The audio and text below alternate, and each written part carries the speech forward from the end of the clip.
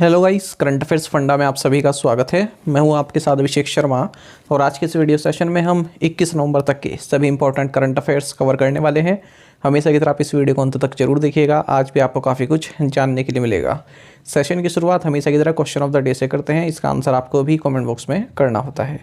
तो पूछ रहे हैं कि निम्नलिखित में से किस अर्धसैनिक बल को हाल ही में पहली पूर्ण महिला बटालियन के लिए मंजूरी मिल गई है। Which of the following paramilitary forces has got approval for the first ever all women battalion recently? तो ऑप्शंस देखते हैं। सशस्त्र सीमा बल यानी कि एसएसबी, बॉर्डर सिक्योरिटी फोर्स यानी कि BSF, central reserve police force यानी कि सीआरपीएफ और सेंट्रल इंडस्ट्रियल सिक्योरिटी फोर्स यानी कि सीआईएसएफ। तो जल्दी से आप आंसर कर दीजिए, फिर हम आगे बढ़ते हैं। और इसी तरह के क्वेश्चन यदि आप प्रैक्टिस करना चाहते हैं तो मैं टेलीग्राम पर जरूर ज्वाइन करें। करंट अफेयर्स फंडा नाम से हमारा टेलीग्राम चैनल है।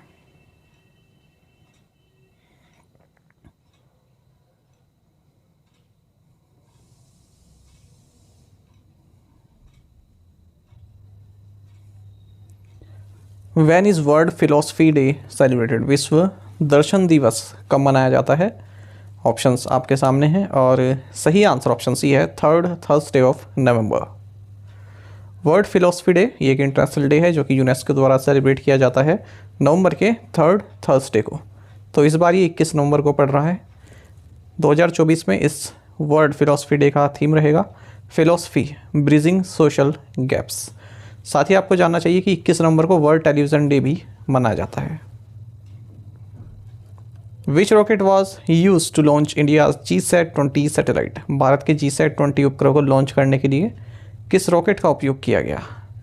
सही आंसर ऑप्शन डी है, फाल्कन 9। तो इंडिया का जो GSAT-N2 यानी कि GSAT-20 कम्युनिकेशन सैटेलाइट है, इसको सक्सेसफुली लॉन्च किया गया है स्पेस एक्स के फाल्कन 9 रॉकेट से। और कहाँ पर है ये स्टेशन, किस स्टेशन पर स्थित ये पूरा सेटअप था जहाँ से लॉन्च किया गया? तो space launch complex Cape Canaveral space force station, Florida, US. ये इंडिया का फर्स्ट कोलैबोरेशन है एलन मस्क की जो कंपनी है स्पेस एक्स, इसके साथ। आपको बता दें जो ये GSAT-20 है काफ़ी हैवी है ये, बल्कि जो इंडिया का अपना रॉकेट है LVM-3 जिसे हम बाहुबली बोलते हैं, तो ये भी इसको कैरी नहीं कर सकता, इतना हैवी है, इसलिए स्पेस एक्स को हमने चूज़ किया। GSAT-20 की मिशन लाइफ 14 ईयर्स है और ये ब्रॉडबैंड सर्विसेज और इन फ्लाइट कनेक्टिविटी प्रोवाइड कराएगा। KA band high throughput communication satellite है ये न्यू स्पेस इंडिया लिमिटेड की, जो कि कमर्शियल आर्म है Indian space research organisation ISRO की। Who has been appointed as the new managing director of the National Agriculture Cooperative Marketing Federation of India Limited (NAFED)? भारतीय राष्ट्रीय कृषि सहकारी विपणन महासंघ लिमिटेड के नए प्रबंध निदेशक के रूप में किसे नियुक्त किया गया है? सही answer option D, Deepak Agarwal. Appointments committee of the cabinet ने दीपक अग्रवाल को नया मैनेजिंग डायरेक्टर नियुक्त किया है नाफेड का। नाफेड मतलब national agriculture cooperative marketing federation of India limited. इस तरह की जो कुछ एजेंसीज होती हैं इनके फुल फॉर्म भी आपको पता होना चाहिए, जैसे नाफेड हो गया, एसोचैम हो गया, नास्कॉम हो गया, फिक्की हो गया और सिडबी हो गया। तो 5 साल के टर्म के लिए इनकी अपॉइंटमेंट की गई है। नाफेड की अगर हम बात करें तो इसकी इस्टेब्लिशमेंट गांधी जयंती के दिन हुई थी 2 अक्टूबर को 1958 में, और ये multi state cooperative societies act 2002 के तहत इसकी स्थापना हुई है या रजिस्टर्ड हुआ है। Times of India and which bank hosted the cyber security summit? Times of India और किस बैंक ने साइबर सुरक्षा शिखर सम्मेलन की मेजबानी की? सही आंसर ऑप्शन डी है, HDFC बैंक। देखिए HDFC बैंक और टाइम्स ऑफ इंडिया इन्होंने साइबर सिक्योरिटी समिट को होस्ट किया है। वर्ल्ड के जाने माने experts, leaders, policy makers, industry professionals, इन्होंने इस समिट को एड्रेस किया है जो भी क्रिटिकल चैलेंजेस हैं साइबर सिक्योरिटी के क्षेत्र में। ये समिट न्यू दिल्ली में हुई है और इंटरनेशनल फ्रॉड अवेयरनेस वीक को कॉमेमोरेट कर रहे हैं। इंटरनेशनल फ्रॉड अवेयरनेस वीक मनाया जाता है 17 से 23 नवंबर के बीच में। HDFC बैंक से ही संबंधित एक और करंट अफेयर्स आप जान लीजिए कि इस बैंक ने best private bank in India award जीता है ग्लोबल प्राइवेट बैंकिंग अवार्ड 2024 में, जिसे प्रोफेशनल वेल्थ मैनेजमेंट जिसे पब्लिश किया जाता है फाइनेंशियल टाइम्स द्वारा ऑर्गेनाइज किया गया।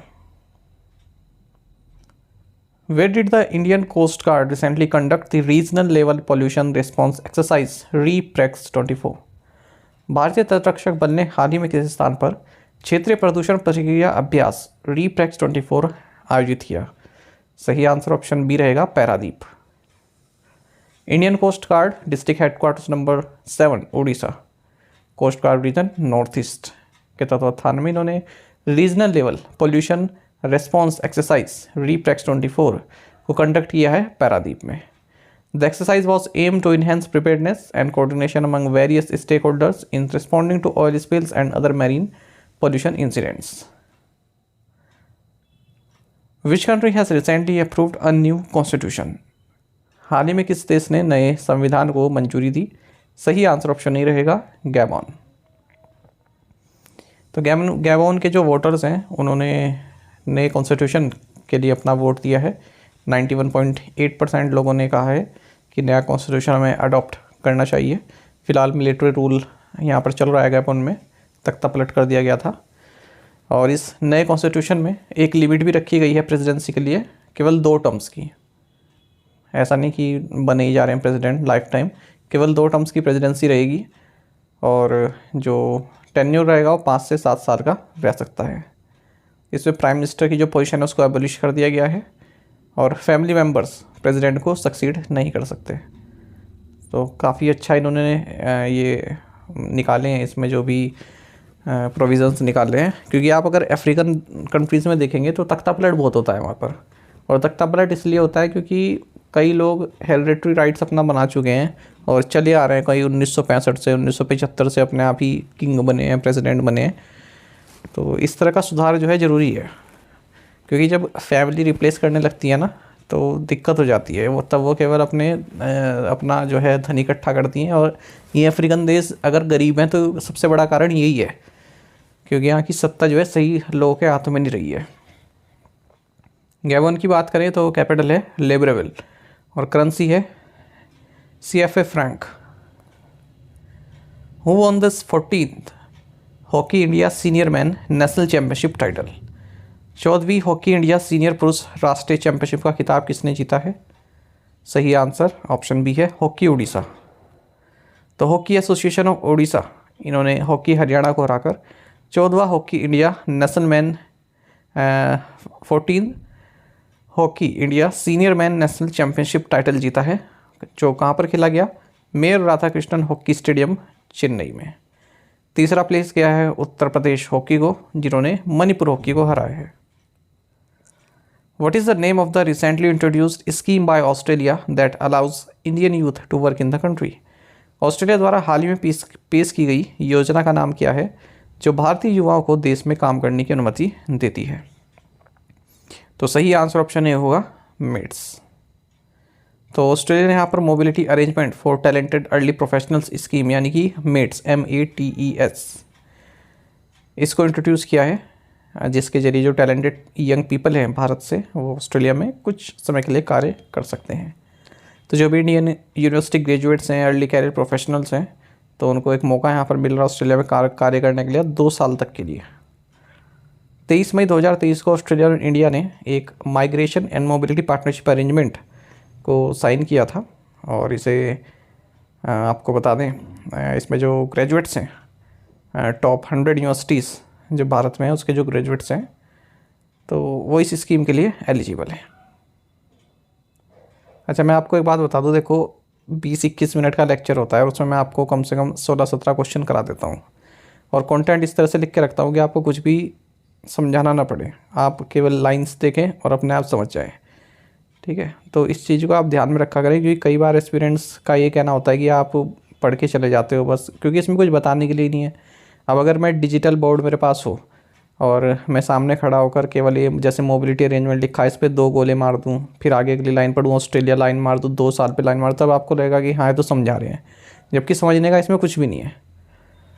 तो आप उस चीज़ से भी देखिए कि जो आपको सर्व हो रहा है वो इतनी बेहतरीन तरीके से हो रहा है कि उसमें समझाने की ज़रूरत ही नहीं है, आप हर चीज़ अपने आप समझ जाओगे। हाँ, जैसे बैंकिंग एग्रीगेटर है, इस तरह की टर्म्स आती हैं, पेमेंट एग्रीगेटर है, माफ़ कीजिएगा पेमेंट एग्रीगेटर है, इस तरह की टर्म अकाउंट एग्रीगेटर है, इस तरह की टर्म आती है तो मैं आपको समझाता भी हूँ। कोई स्कीम आती है तो मैं आपको समझाता भी हूँ। तो इस चीज़ को आप थोड़ा ध्यान में रखें, क्योंकि एक कमेंट आया हुआ था ना कि आप जो है केवल पढ़ के चले जाते हो, जैसे रेडियो में प्रेजेंटेशन देते हैं ऐसे देते हो। क्योंकि मैंने आपके लिए कंटेंट इस तरह से लिखा हुआ है कि आपको कुछ समझने की इसमें ज़रूरत ही नहीं है। या तो मैं अगर पूरा आर्टिकल इसमें डाल दूँ जैसा का तैसा, तब तो बात भी है कि मैं आपको कुछ इंपॉर्टेंट पॉइंट्स बताऊँ। ठीक है, इनको छांटने में बहुत टाइम लगता है, कंटेंट बनाने में 2-2 3-3 साइट्स खोल के उसके बाद में फिर कौन सी लाइन बेस्ट रहेगी समझने के लिए, तब ये कंटेंट तैयार किया जाता है। इसमें काफ़ी टाइम लगता है, तो आप भी थोड़ा देखा करें, क्योंकि एक मेरे आपको तो केवल एक कमेंट करना होता है, पर वो जो 7-8 घंटे की मेहनत है पूरा बनाने में, वो बेकार हो जाती है। ठीक है, तो आप खुद ही देखिए, जो भी मैं आपको देता हूँ कंटेंट, समझने की इसमें नीड ही नहीं है आपको। करंट अफेयर्स ऐसे समझा ही नहीं जाता। आप करंट अफेयर्स में इसमें क्या समझोगे, आप तो रटना है इसमें। हाँ, कोई स्कीम आ गई वो आप समझ सकते हैं। जैसे कभी हम इंटरेस्ट सबवेंशन पढ़ते हैं, तो उसमें आपको पता होना चाहिए कि क्या चीज़ है ये। कई बार स्कीम में देखते हैं ना, सरकार जो है इंटरेस्ट सबवेंशन प्रोवाइड कराएगी, इस तरह की टर्म आती है, तो वो आपको बिल्कुल समझनी चाहिए। पर ये जो स्कीम है, अब कई बार मैं आपको केवल इंग्लिश में पढ़ के चला जाता हूँ, क्योंकि वो इंग्लिश में जो मैंने पढ़ा है वो आप के लिए इतना महत्वपूर्ण भी नहीं है। वो मैंने केवल आपको एक क्वेश्चन का सही फ्रेम बन जाए इसलिए लिखा है। ठीक है, जो ज़रूरी चीज़ है वो मैं आपको बता देता हूँ। और आप एग्ज़ाम की तैयारी कर रहे हैं, तो आप भी थोड़ा इतनी अपनी कैपेबिलिटी रखें कि हाँ, मैं समझ सकता हूँ हर चीज़। ठीक है, अभी आप 10th या 12th में नहीं है, तो इस चीज़ को आप रखें। खैर, आगे बढ़ते हैं। What is the new deadline given by the RBI to banks and ATM operators for implementing the cassette swap mechanism? RBI ने बैंक और ATM ऑपरेटरों को कैसेट स्वैप मैकेनिज्म लागू करने के लिए नई समय सीमा क्या दी है? सही आंसर ऑप्शन बी है 31 मार्च 2025। तो रिजर्व बैंक ऑफ इंडिया ने जो बैंक्स हैं और ATM ऑपरेटर्स हैं उन्हें और टाइम दे दिया है कि आप जो कैसेट स्वैप मैकेनिज्म है ATMs में जो कैप रिप्लेनिशमेंट करते हैं, यानी कि जैसे कैश खत्म हो गया उसके बाद फिर दोबारा कैश आता है ना, तो उसके लिए कैसेट स्वैप मैकेनिज्म RBI ने इंट्रोड्यूस किया है। तो बैंक और ATM से अभी इम्प्लीमेंट नहीं कर पाए हैं, तो और समय दे दिया है, कहा है कि आप इस प्रक्रिया को 31 मार्च 2025 तक पूरा करो। तो जो 2018 की ये बात है, जब RBI ने बैंक से कहा था कि आप कैसेट स्वैप मैकेनिज्म को इंट्रोड्यूस करो, हर साल एटलीस्ट 1/3 ATMs जो आप ऑपरेट करते हैं उनमें कैसेट स्वैप मैकेनिज्म को अप्लाई करो, ताकि 31 मार्च 2021 तक ये कार्य पूरा हो जाए। हालांकि जो इम्प्लीमेंटेशन है वो पूरा अब तक नहीं हो चुका है, काफ़ी दयनीय दिशा में है। तो इसमें क्या होता है, जो कैसेट्स आप समझ सकते हैं, बॉक्स टाइप समझ सकते हैं, तो वो लॉक रहते हैं। तो कैश आया और डायरेक्ट वो जो पूरी कैसेट है या फिर वो पूरा जो बॉक्स है उसको ATM में इंसर्ट किया और वो अपने आप कार्य करेगा। ठीक है, फिर और जो खाली कैसेट है वो ले गए वापस। तो इससे सेफ्टी बनी रहती है। ऐसा नहीं कि ATM खोला फिर उसमें कैश लाए थे हम, वो कैश डाला, ठीक है, ओपन कैश, ऐसा नहीं, लॉक रहेगा कैसेट, केवल वही कैसेट डालनी है ATM पे। Under the increase lending capacity how much does the World Bank aim to provide over the next decade?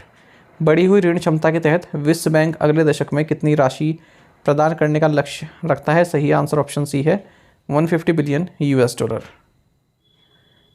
हाल ही में वर्ल्ड बैंक ने अपनी लैंडिंग कैपेसिटी को 50% तक बढ़ा दिया है और इसका मकसद है अगले डेकेड में, अगले दशक में $150 बिलियन तक की लोन प्रोवाइड कराना।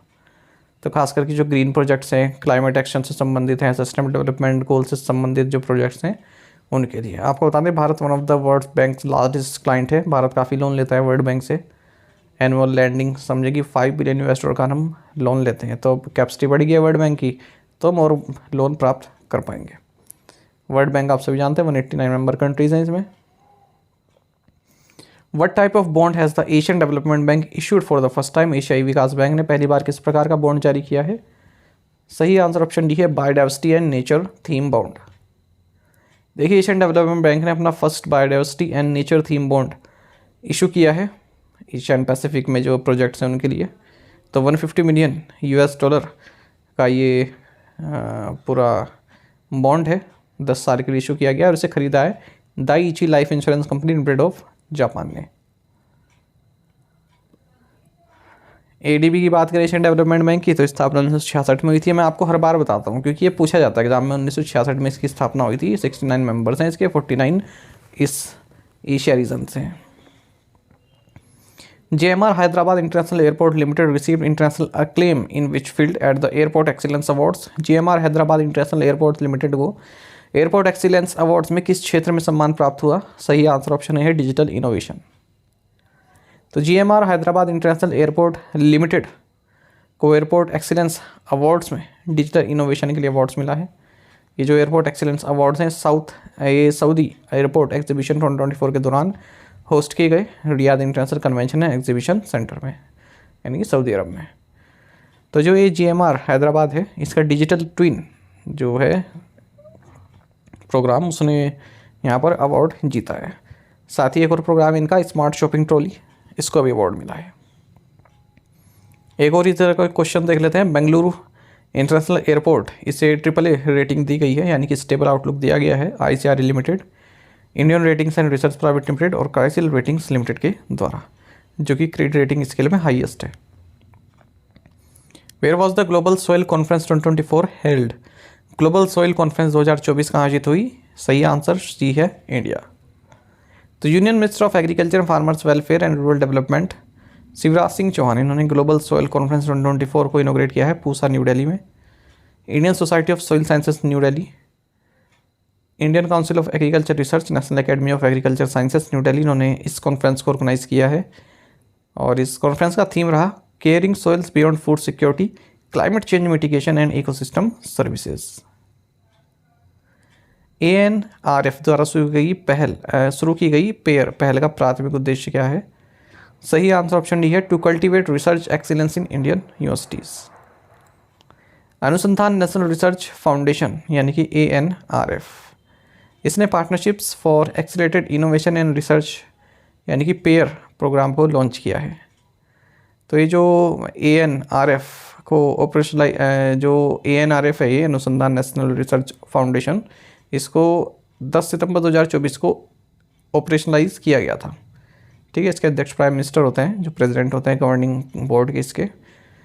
तो ये जो पेयर प्रोग्राम है, तो ये नेशनल एजुकेशन पॉलिसी 2020 के तहत ही आप इसको समझ सकते हैं, इसी के ऑब्जेक्टिव को पूरा करता है। तो यहाँ पर जो इंडियन यूनिवर्सिटीज़ हैं, खास करके सेंट्रल और स्टेट पब्लिक यूनिवर्सिटीज़, जिनके पास लिमिटेड रिसर्च कैपेबिलिटीज़ हैं, तो वो जो टॉप टियर इंस्टीट्यूशंस हैं उनके साथ कोलैबोरेट कर सकते हैं, उनसे सीख सकते हैं, जान सकते हैं। Who won Tata Steel Chess India Blitz event? Tata Steel शतरंज इंडिया ब्लिट्स प्रतियोगिता किसने जीती? सही आंसर ऑप्शन सी है मैग्नस कार्लसन। देखिए, Tata Steel Chess India tournament जो कि कोलकाता में हुआ, तो इसे जीता है मैग्नस कार्लसन ने, ब्लिट्स टाइटल इन्होंने जीता है। और पेनल्टीमेट इवेंट में, पेनल्टीमेट मतलब लास्ट से पहला, सेकंड लास्ट, अर्जुन एरिगाइसी को इन्होंने हराया और फाइनल में इन्होंने विदित गुजराती को हराया है। ये कार्लसन का सेकंड डबल विन है कोलकाता में, इससे पहले 2019 में भी ये अचीव कर चुके हैं। विमेन कैटेगरी में हम बात करें तो रशियन चेस मास्टर कैटरीना लैग्नो ये चैम्पियन बनी है। और ये जो मेल सेक्शन होता है, इसको ओपन कैटेगरी भी बोलते हैं। वुमेन कैटेगरी को तो वुमेन कैटेगरी बोला जाता है, लेकिन जो मेल कैटेगरी है उसको ओपन कैटेगरी बोलते हैं। तो ओपन कैटेगरी पूछा जा सकता है किसने जीता। Which prestigious certification has L&T metro rail Hyderabad achieved? L&T metro rail Hyderabad ने किस प्रतिष्ठित प्रमाण पत्र को प्राप्त किया है? Right answer option D, IGBC green existing MRTS platinum certification. L&T metro rail Hyderabad इसने अनाउंस किया है कि जो भी इसके 57 मेट्रो स्टेशन हैं पूरे नेटवर्क में, red line, blue line, green line में, इन्हें IGBC green existing MRTS platinum certification मिला है और फर्स्ट कंट्री बन गई है इस तरह का सर्टिफिकेशन प्राप्त करने वाली। तो ग्रीन बिल्डिंग कांग्रेस 2024 जो कि बेंगलुरु में हुई है, जिसे होस्ट किया इंडियन ग्रीन बिल्डिंग काउंसिल द्वारा, तो वहाँ पर इन्हें ये सर्टिफिकेशन दिया गया। According to the Brand finance global city Index 2024 which 3 cities retain the top 3 spots? Brand finance global city Index 2024 के अनुसार कौन से 3 शहर शीर्ष 3 स्थानों पर बरकरार हैं? सही आंसर ऑप्शन सी है London, Paris and New York city. देखिए, London, Paris and New York city ने टॉप 3 स्पॉट प्राप्त किया है दूसरे brand finance global city index में। चौथे नंबर पर टोक्यो है, 5वें पर दुबई है। तो 100 सिटी ब्रांड्स की लिस्ट यहाँ पर जारी की गई है। सिंगापुर 6ठे नंबर पर है, फिर लॉस एंजलिस है 7वें पर, फिर 8वें पर सिडनी, 9वें पर सैन फ्रांसिस्को, 10वें पर Amsterdam.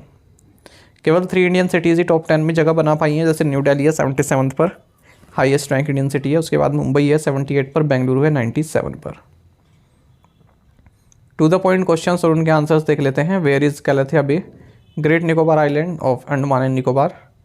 Where is Chancay megaport, Peru, चर्चा में रहा है इसे, हाल ही में चाइनीज़ कंपनी ने बनाया इसे। Where is Nugu wildlife sanctuary, Karnataka. Which state launch come and install solar power projects initiative, Himachal Pradesh. In the absence of Indian skipper Rohit Sharma, who will lead the Indian team in the opening match of the Border Gavaskar trophy, Jasprit Bumrah.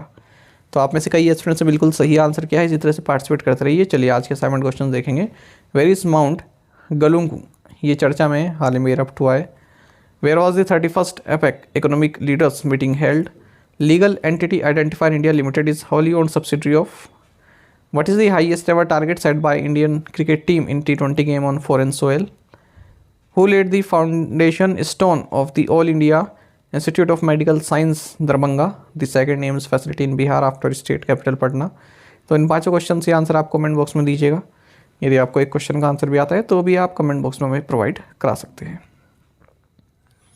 विजेता batch जो कि bank एवं special batch है हमारा complete available है current affairs fund app पर, जिसे आप 399 में प्राप्त कर सकते हैं 1 साल की वैलिडिटी के साथ।